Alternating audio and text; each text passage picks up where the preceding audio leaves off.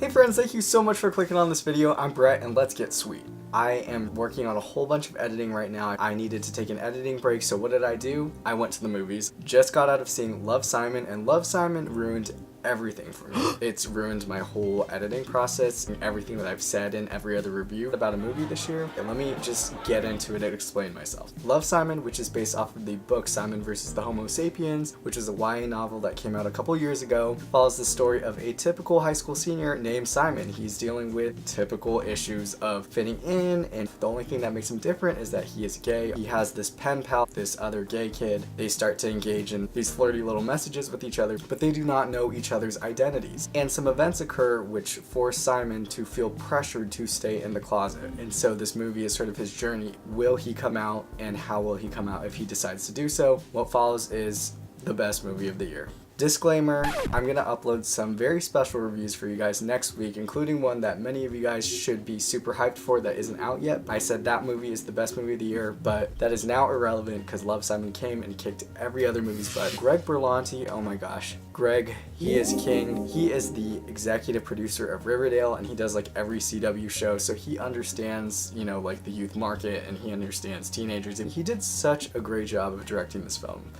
Like, it hits every note that you want. It is funny, it is sweet, it is heartfelt, it is tender, it is just like the most scrumptious morsel of chocolate that you've ever tasted. It's everything that you want in this tidy little package, and it is good.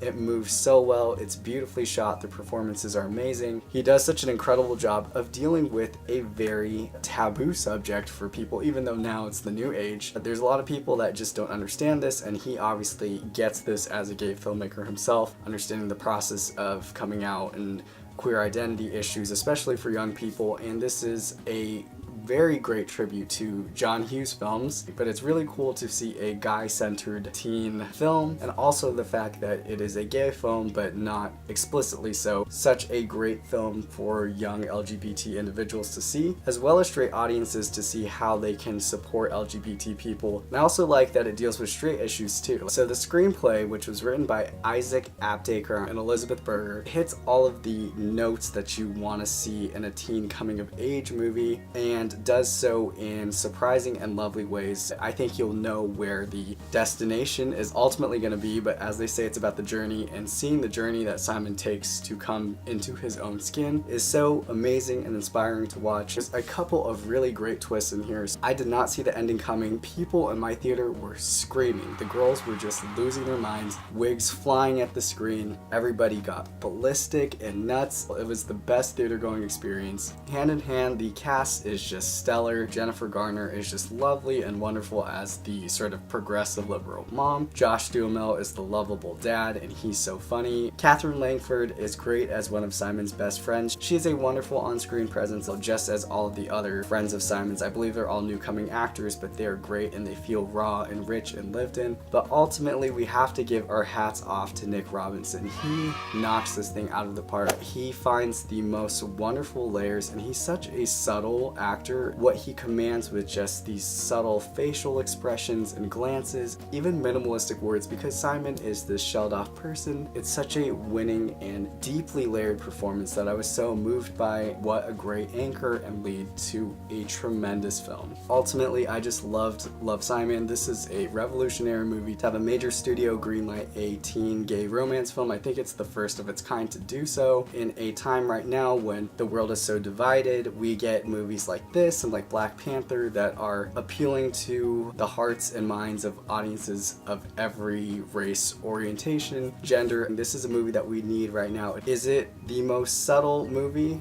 Not necessarily. Towards the end are a couple of really big moments that I don't know if dramatically they had to be quite so big. Overall though, it's a near perfect movie, and I feel like this is definitely going to be in my top 5 at the end of the year. I'm giving Love, Simon a 9.5 out of 10. It is that good. Go see it right now.